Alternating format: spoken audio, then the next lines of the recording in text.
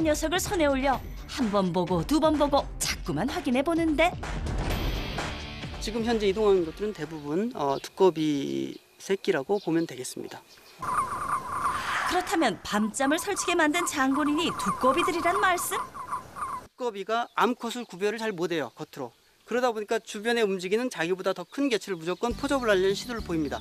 그때 소리가 나기 때문에 가끔 가다가 수백 마리가 내려오다가 보면 그 꾹꾹꾹 하는 소리가 자주 들리는 것을 볼 수가 있습니다. 암컷 두꺼비를 찾아 헤매던 수컷 두꺼비가 같은 수컷 두꺼비를 암컷으로 착각했을 때 내는 소리라는데 그렇다면 새끼 두꺼비들은 왜 이렇게 무리를 지어 이동을 하는 걸까? 그 이유는 바로 두꺼비의 습성에서 찾을 수 있다. 두꺼비는 태어나면서 무리 생활을 하기 때문. 수초 주변으로 해서 알을 낳고 이 알들이 이젠 올챙이가 되고 올챙이가 된 상태에서 이 물속을 이 저수지를 잘 활용을 한 다음에 습기가 있거나 혹은 비 온 다음에 아니면 비가 올 때 얘들이 동시에 이제 준비를 된 상황에서 막 이제 이동을 하는 거죠. 이동을 시작을 하는 것이죠.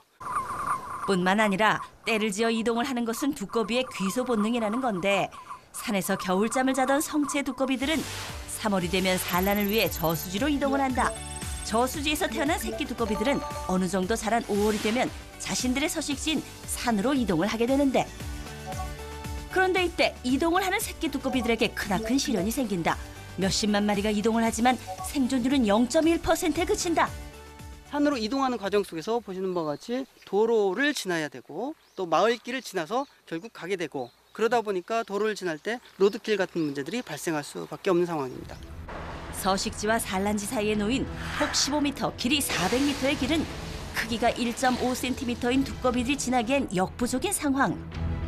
뿐만 아니라 몸집이 너무 작은 데다 때를 지어 다니기 때문에 죽음을 당하는 새끼 두꺼비들의 수는 어마어마할 수밖에 없다. 길 위의 의문의 숫자들, 이 숫자들은 무엇을 의미하는 걸까?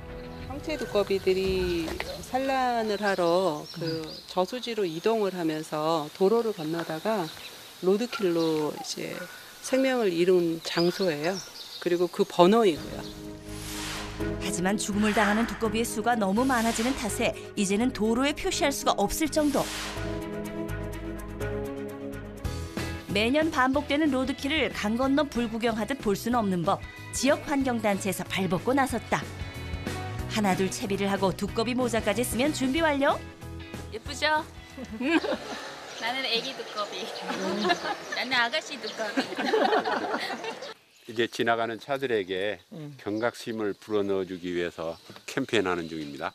사실 작아도 너무 작은 새끼 두꺼비들을 차를 타고 가면서 발견하기란 쉽지 않은 상황. 하지만 차의 속력만 낮춰도 두꺼비들의 죽음을 어느 정도 막을 수 있기 때문에 이곳을 지나는 사람들에게 감속을 호소하고 있다. 보시니까 어떠세요? 진짜 이 속도를 줄여서 사사사 해야지 또 그들 살리는.